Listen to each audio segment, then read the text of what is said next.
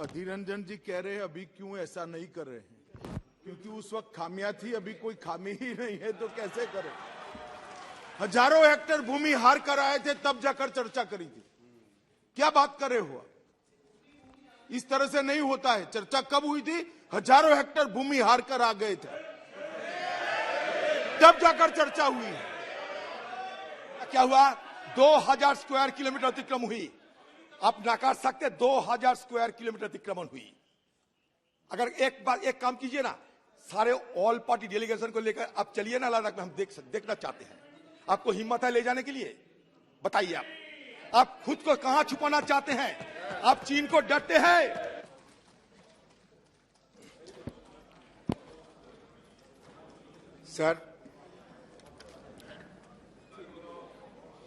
Sir, according to the Constitution, it is incumbent upon His Excellency President of India to inform the causes of the summons to the Parliament. And in pursuance of that constitutional provision, His Excellency President of India, Her Excellency President of India, had addressed the joint session of Parliament, and that is why today motion of thanks on presidential address is being taking place over here. Sir, as we know that the presidential address is drafted by the government, so it is not the president, but government is responsible for the contents of the address. With all reverence at my command, I must pay my respect to the President of India, but I beg to differ with the tone and tenor enshrined in the presidential address. Sir, this is the 15th President of India, and India is witness to 3 more acting presidents. कभी president की जब अभिभाषण होते हैं सदन में, तो कभी हमें उनकी जात या पात या धर्म के बारे में कभी सुना नहीं। लेकिन इस बार पहली बार ऐसा हो रहा है कि सारे हिंदुस्तान में ये ढिढोरा पीटा जा रहे हैं कि बीजेपी पार्टी ने एक आदिवासी को प्रेसिडेंट बना दिया, इसको एक चुनावी मुद्दा बना दिया, एक चुनावी मुद्दा बना दिया। मेरा कहने का मतलब थोड़ा सोचिए, ये क्या चुनावी, ये क्या सियासी फसल उगाने के लिए? नहीं। सर, मुझे ताज्जुब लगता है कि हमारे देश में 15 ऐसे प्रेसिडेंट बन चुके हैं, तो कभी उनकी जात पात धर्म के बारे में कभी जिक्र नहीं करते। लेकिन इस बार पहली बार ऐसा हो रहा है कि हम आदिवासी को बना दिया, जैसे लगता है कि अब दान कर दिया, जैसे लगता है कि अब दान कर दिया किसी को। आप लगता है कि अब दानी है। हिंदुस्तान में अगर किसी का 35 साल उम्र होते हैं और वो लोकसभा में चुनाव लड़ने की काबिल होते हैं, तो उनको प्रेसिडेंट होने की सारे नहीं। आप लोग करते हैं। तो 35 साल और लोकसभा में चुनाव लड़ने की काबिलियत, इस पे वो प्रेसिडेंट बन सकते हैं। सर, इसीलिए नहीं, कभी मैं तो प्रधानमंत्री नरेंद्र मोदी जी को ओबीसी दादा नहीं कहते, हम तो कहते कि प्रधानमंत्री नरेंद्र मोदी। तो ऐसे कहिए ना। हम तो कभी हिंदुस्तान में शेड्यूल कास्ट प्रधानमंत्री बने, तो हम तो कभी हिंदुस्तान में मुसलमान प्रधानमंत्री प्रेसिडेंट बने, तो हम तो कभी जिक्र नहीं करते। लेकिन ये क्या होता है? आदिवासी, ये दया नहीं, ये हमारे महामहिम की काबिलियत पर आप शक जता रहे हैं। उनकी काबिलियत पर भरोसा करो, दान करने की कोई जरूरत नहीं है। यह होगी प्रेसिडेंट ऑफ इंडिया की सही मायनों में मर्यादा को पालन करना। यही मेरा 350। हाँ बोलिए सर, ये 352(6) कहता है use the president's name for the purpose of influencing the debate. ये राष्ट्रपति के बारे में जो है इन्फ्लुएंस कर रहे हैं डिबेट को सर। आदिवासी कह के उनके बारे में डेरोगेटरी शब्द कह के ये उसका नाम नहीं ले सकते सर।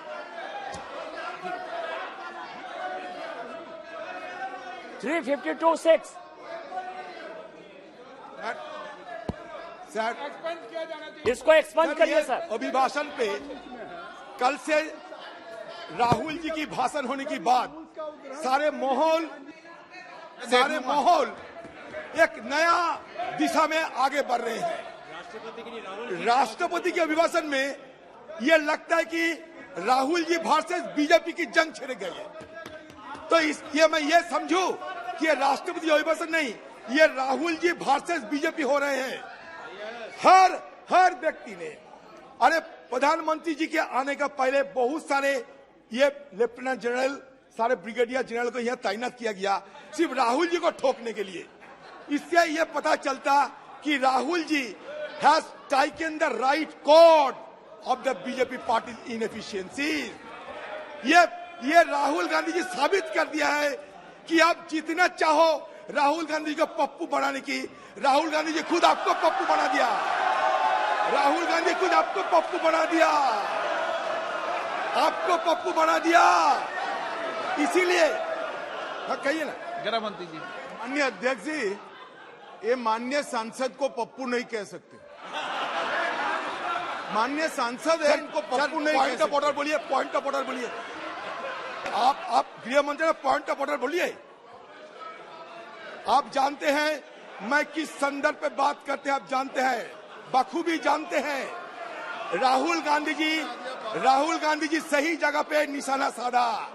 राहुल गांधी जो तीर चलाई वो सीधा निशाने पे पहुंच चुके हैं। इसलिए आपके अंदर खलबली मच गए हैं और ये खलबली के चलते ये बिखरा हुए बीजेपी पार्टी राहुल गांधी की खिलाफत में जुटे हुए हैं।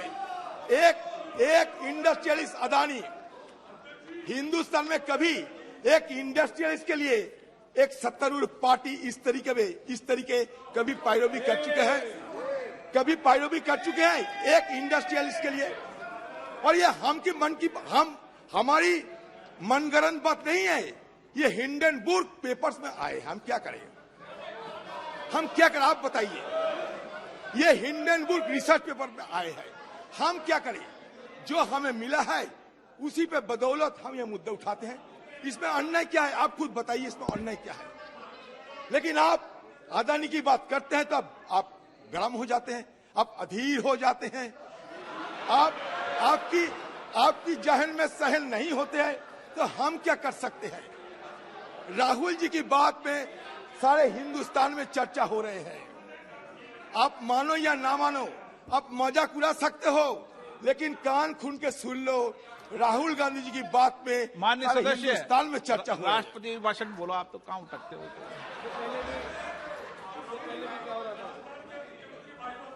सर बहुत दिन पहले एक कहीं एक किताब में पढ़े थे कि हेलमेट is playing without the prince of Denmark. तो a event without protagonist is being played upon here also. Here it is mentioned in the presidential address that 2047 we have to build a nation which not only embrace its glorious past but also encompasses every golden aspect of modernity. अच्छा sir, हमारी देश में अगर nation बनाना है, आधुनिकरण करना है, तो जवाहरलाल नेहरू की जिक्र के बिना ये हो सकता, बताइए। हमारे देश में 1947 से आजादी के बाद ये नया हिंदुस्तान बनाने की जो प्रक्रिया शुरू हुई है वो आज भी चल रहे हैं, वो अगले दिन भी चलेगी। हिंदुस्तान की अगर आधुनिक हिंदुस्तान बनाने की जो नींव जवाहरलाल नेहरू ने रखे थे। अगर ये आपको यकीन ना करे तो अलग बात है,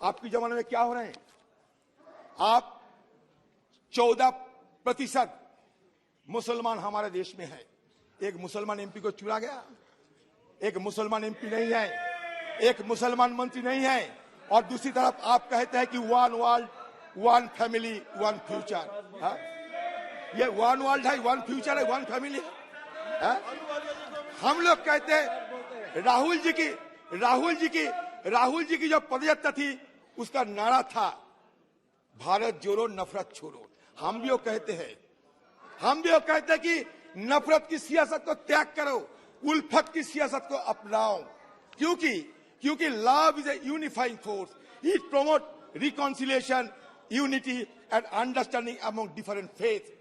No civilization can begin to lift up his head until we look charitably upon one another. And the first step towards that much needed charity is to look charitably and kindly upon the religious conviction of others. Nay, more to understand that not only should be the charitable, but also positively helpful to each other, however different our religious ideas and conviction may lie. I would like to enlighten my honorable members that this is the need of the hour. We should be more generous. We should be more liberal. We should be more accommodative if we want to make India strong and dynamic. मैं अभी sir 2-4 बात कहना चाहते हैं। मैं जानता हूं समय की बड़ी कम है। ये बड़ी बात कहे जा रहे थे यहाँ। मैं ये बताना चाहते हैं, ये गृह मंत्री जी भी है यहाँ, तो बड़े उनका भी ये जानकारी में लाना चाहिए। गृह मंत्री जी आपको शायद याद होंगे, कुछ दिन पहले एक 3 दिवसीय सभा हुई थी, बैठक हुई थी यहाँ दिल्ली में, वो डीजी और आईजी को लेकर। वो 3 दिवसीय सभा में क्या बताया गया, ये थोड़ा बयान सदन के अंदर अब देने का दया करे। जो डीजीपी और आईजी की मीटिंग हुई थी, उस मीटिंग में एक रिसर्च पेपर पुलिस अधिकारियों ने पेश किया था, और उस मीटिंग में कौन कौन मौजूद थे? उस मीटिंग में मौजूद थे अजीत डोभाल साहब, गृह मंत्री साहब और आला अधिकारी, सुरक्षा और गृह मंत्रालय से जुड़े हुए आला अधिकारी उस मीटिंग में मौजूद थे। उस मीटिंग में क्या कहा गया? अमित शाह जी थोड़ा दया कीजिए, अमित शाह जी थोड़ा दया कीजिए, थोड़ा ध्यान दीजिए, क्योंकि यह मीटिंग के साथ आपका संपर्क है। यह मीटिंग डीजीपी और आईजीपी के थे। उस मीटिंग में यह बात रखे गए कि पूर्वी लद्दाख में जहां एलएसी है, 65 पेट्रोलिंग पॉइंट है। इसी पॉइंट है जहां हम गश्त करते थे, गश्त लगाती थी हमारी सेनाएं, हमारी सुरक्षा बल। उन 65 में से अब 25 पॉइंट्स पर गश्त नहीं लगा पा रहे हैं। अब बताइए ये सही या गलत? और वहां रेबी नाम के एक कम्युनिटी है लद्दाख के, हमारे जो एमपी हो जानते हैं, जो अपने भेड़ बकरी चराने वालों की कम्युनिटी है, जो सदियों से हुआ अपने जानवरों को चराते हैं। अब वो हुआ नहीं चरा पाते हैं अपने जानवरों को। आप बताइए ये सही या गलत? आप बताइए। पेपर में अमित शाह जी, पेपर में ये भी कहा गया, अमित शाह जी जरा ध्यान में सुनिए, वर्तमान में काराकोरम दर्रे से लेकर चुमार तक 65 पीपी है, मतलब पेट्रोलिंग पॉइंट है, जिन्हें इंडियन सिक्योरिटी फोर्स द्वारा नियमित रूप से गश्त किया जाना है। 65 पीपी में से 26 पीपी यानी पीपी नंबर 5 to 17, 24 to 32, 37, 51, 52, 62 में हमारी उपस्थिति प्रतिबंधक या आईएसएफ की द्वारा गश्त नहीं करने के कारण खो गए हैं। ये सही या गलत है? आप बताइए। 17 बार मिलिट्री लेवल पे टॉक हुई है। 18 बार हमारे प्रधानमंत्री जी के साथ मुलाकात हुई थी चीन की प्रधानमंत्री जी को, लेकिन नतीजा क्या निकला ये हमें जानकारी जरूर दीजिएगा, क्योंकि लद्दाख हमारे ही ये देश की एक अखंड इलाका है। हमारे किरण रिजिजू जी बोल रहे थे अरुणाचल के बारे में। 2022 जनवरी में पूर्वी लद्दाख में एलएसी से लगभग 40 किलोमीटर दूर चीनी द्वारा पैंगोंग सो पर एक पुल के निर्माण का ताजा उपग्रह छवियां सामने आई। आप बोल सकते कि हम कोई भी गुमराह करने के लिए बात बताते हैं, छोड़ दीजिए। हम तो यहाँ एक बार नहीं 100 बार यहाँ गुहार लगाई थी कि भाई चीनी अतिक्रमण के बारे में सदन के अंदर चर्चा हो। आपने चर्चा करने की इजाजत नहीं दिया। लेकिन 1962 में जब चीनी हमला हुई थी हिंदुस्तान पे, तब स्वर्गीय जवाहरलाल नेहरू जी इस सदन की प्रधानमंत्री बने थे। अटल बिहारी वाजपेयी जी मांग किया था कि हमें चर्चा करने का मौका दिया जाए। तब अटल बिहारी वाजपेयी जी के मांग पे स्वर्गीय जवाहरलाल नेहरू पार्लियामेंट खुलवाकर 165 एमपी जिसमें शामिल हुई थी, वो डिस्कशन में ये सदन देखा है। इसका सारे नबूत सरकार के पास है। और उसमें ये भी बताते हैं स्वर्गीय जवाहरलाल नेहरू खुद अपना खामियां को दर्शाया था।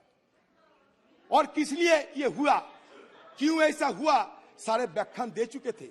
और सारे व्याख्यान की बात, ये सारे जो सदन प्रभावित होकर एक यूनानिमस रेजोल्यूशन पास करवाया था, तो वो हम क्यों वो मिसाल अभी नहीं दिखा पा रहे हैं?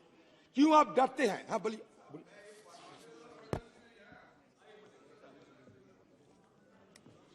अधीर रंजन जी कह रहे हैं अभी क्यों ऐसा नहीं कर रहे हैं, क्योंकि उस वक्त खामियां थी, अभी कोई खामी ही नहीं है तो कैसे करें।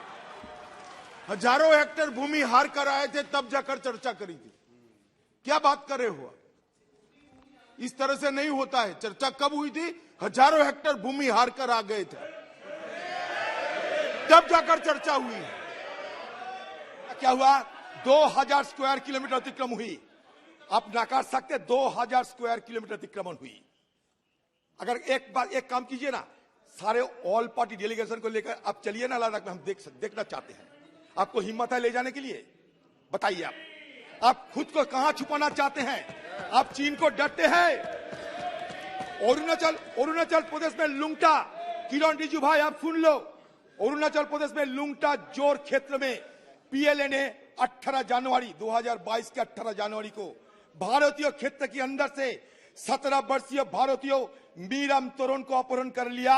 भाजपा सांसद रिटरेटिंग भाजपा सांसद श्री तपीर गांव ने भी ट्वीट किया कि चीन ने 2018 में भारत के अंदर 3-4 किलोमीटर सड़क बनाई। 26 जनवरी को पीएलए द्वारा युवा लड़के को भारतीय सेना को सौंप दिया गया था। शुरू में कहा ऐसे बातें नहीं करना चाहिए जो रिकॉर्ड में चले जाए और बाद में गलत क्या है? मैं वही तो कह रहा हूं, जो चीजें अगर कोई किसी ने कह दिया, किसी ने लेख लिख दिया तो सच्चाई है क्या? उसके बाद में अधिकारियों ने क्या स्पष्टीकरण दिया, क्लैरिफिकेशन क्या दिया? बाद में इंडियन आर्मी की तरफ से कहा गया है कि ये जो रिपोर्ट जितने भी आए हैं ये सही नहीं है, इस तरह से कोई हमारा जमीन नहीं किया। जब आर्मी बोल दिया, आप उससे पहले कोई जो कोर्ट कर रहे कुछ बोले उसको आप कोर्ट किए जा रहे। जब एजेंसी बता रहे अधीर जी इस तरह से, ये सेंसिटिव मुद्दा है इस सदन में, ये सब जिसका कोई तर्क नहीं है। अच्छा, हम जब कहेंगे सेंसिटिव है, ऐसा बात मत, आप जब कहेंगे इनसेंसिटिव है, यही है ना बात। आप राहुल गांधी के खिलाफ गाली दोगे, आप राहुल गांधी जी को पाकिस्तान की दलाल बनाओगे, वो सेंसिटिव है, वो इनसेंसिटिव है। और हम जब असली मुद्दे उठाते हैं तो सेंसिटिव हो जाते हैं।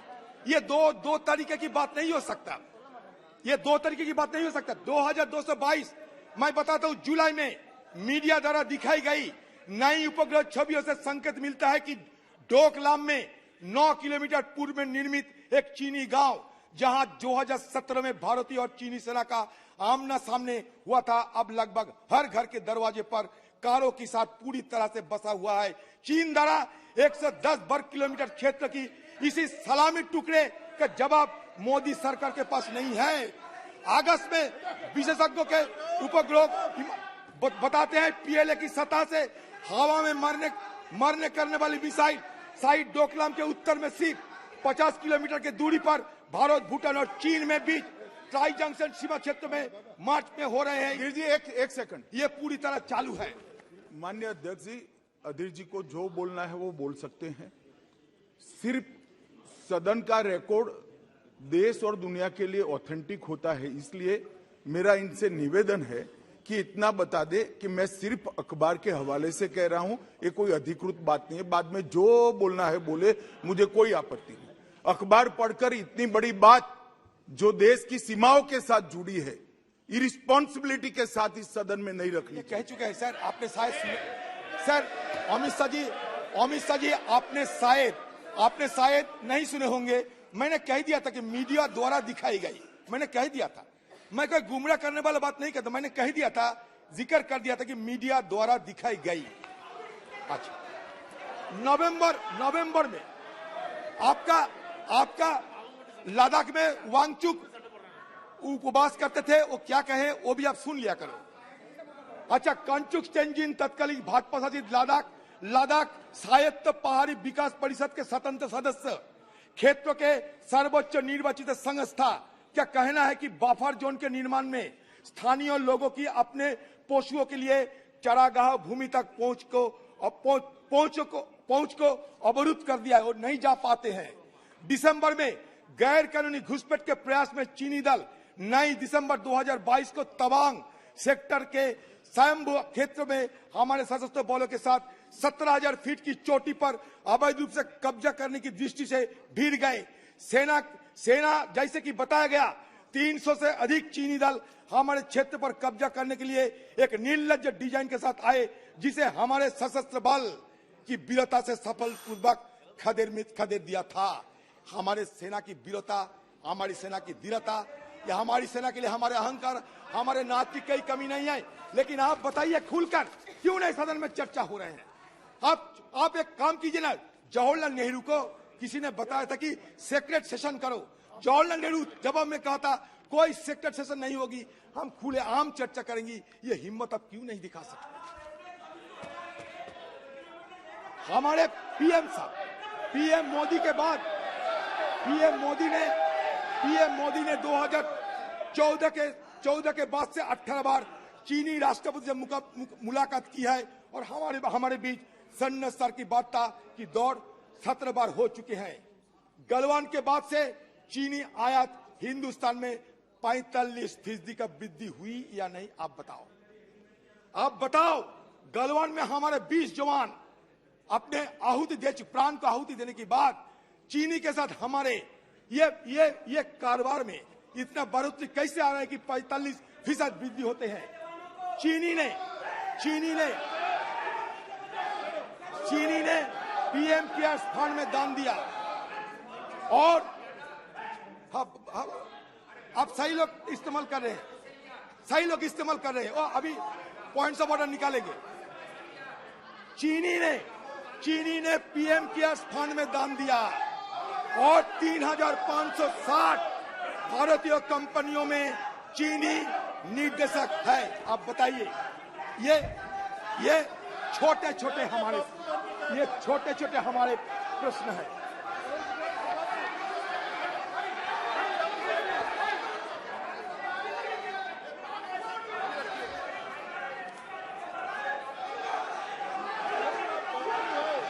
सर मेरा और एक बात कहना है सर, हिंदुस्तान में मैंने पहले भी कहा कि जहां 14% मुसलमान होते हैं, वहां मुसलमानों को क्यों इस तरीके की नफरत की निगाहों से देखा जाते हैं? मैं ये जरूर सवाल पूछूंगा, क्योंकि सर अगर खुशवंत सिंह जी, हमारे देश की एक जाने माने पत्रकार खुशवंत सिंह जी, उनका कहना है Indian freedom is written in Muslim blood since their participation in the freedom struggle was much more in proportion to their small percentage of the population. अगर हम सही बताओगे, आप कहेंगे कि हम मुसलमानों को चापलूसी करते हैं। बिल्कुल नहीं, मैं इतिहास की गवाह देना चाहते हैं। आप इतिहास को विरूपण करते हैं, इतिहास को छेड़छाड़ करते हैं, आप हमारे स्थिति लोप करने की हर संभव प्रयास करते हैं, एक एमनेशिया तैयार करना चाहते हैं, हाँ को ना को हाँ करना चाहते हैं, नई हिंदुस्तान की बात करते हैं। नई हिंदुस्तान में अगर सबसे जोखिम में अगर कुछ है, वो है हमारा अधिकार। हिंदुस्तान में सबसे जोखिम हालत में है हमारा अधिकार। ये हमारे अधिकार को छीन लिया जाता है। हमें कर्तव्य सिखाए जाते हैं, लेकिन कर्तव्य के पहले हमारा अधिकार क्या है ये तो बता दीजिए। हमारा बोलने का अधिकार नहीं है। देखिए, मीडिया वालों को यहाँ से निकाल दिया जाते हैं, ये मीडिया हमारे फोर्थ पिलर होते हैं। मीडिया वालों को घुस नहीं दिया जाता। क्यों? क्यों आप मीडिया को डरते हैं? क्यों हमारे न्यायालय पे दबाव बनाते हैं? न्यायालय के खिलाफ कभी कानून मंत्री, कभी हमारे उपराष्ट्रपति जिस तरीके से बयान देते हैं, ये हमारे देश की जो बेसिक स्ट्रक्चर है, ये बेसिक स्ट्रक्चर को खतरा पहुंचाते हैं। हमारे ओके। देश का बेसिक स्ट्रक्चर क्या है? हमारा देश का बेसिक स्ट्रक्चर फेडरलिज्म है। ओके, हमारे देश का बेसिक स्ट्रक्चर धन्यवाद, धन्यवाद। राइट्स है। हमारा देश का बेसिक स्ट्रक्चर इंडिपेंडेंट जुडिशियरी है। इसमें खतरा पहुंचाने की कोशिश मत करें। धन्यवाद। 30 मिनट हो गए, धन्यवाद। सर, बोलेंगे सर? 30 मिनट हो गए।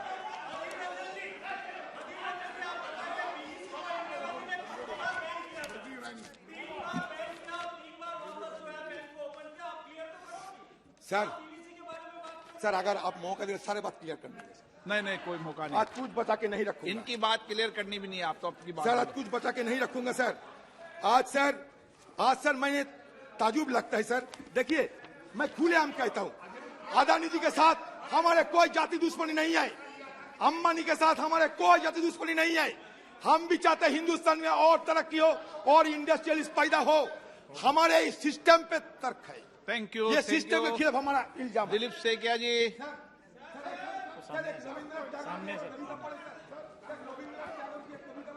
टैगोर की हाँ, और किसी के रविन्द्रनाथ इनको सिखाने के रविन्द्रनाथ टैगोर। हाँ, बोल दो, मैं सर बांग्ला में कहूंगा, इंग्लिश तर्जुमा भी करने का मौका दीजिए।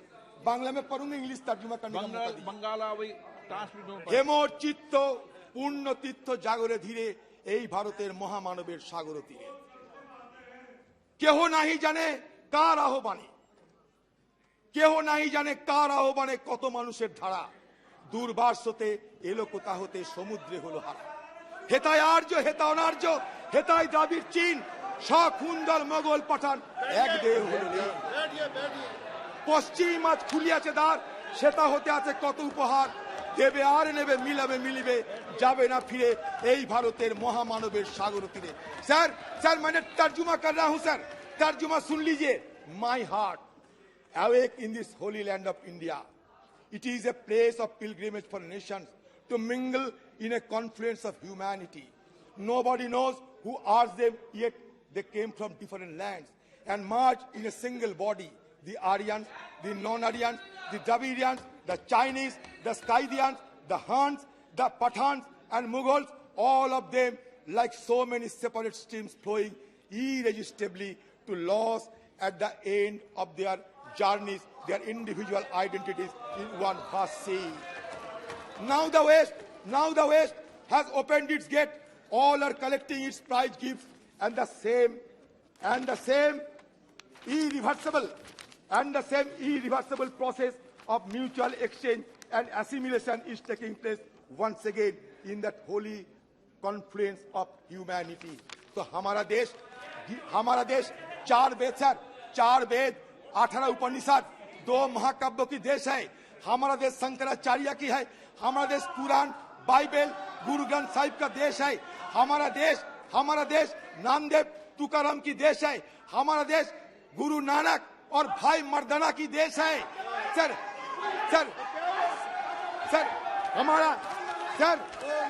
हमारा देश बुद्ध और ऋषि, हमारा देश बुद्ध और ऋषभ देव की देश है। हमारा देश चेन्नैया और बसवापन्ना की देश है। हमारा देश कबीर चैतन्य की देश है। हमारा देश निजामुद्दीन औलिया और मोइनुद्दीन चिश्ती का देश है। ये देश को बचा के रखिए, यही मेरा निवेदन है। जय हिंद, जय भारत। दिलीप सेकिया जी।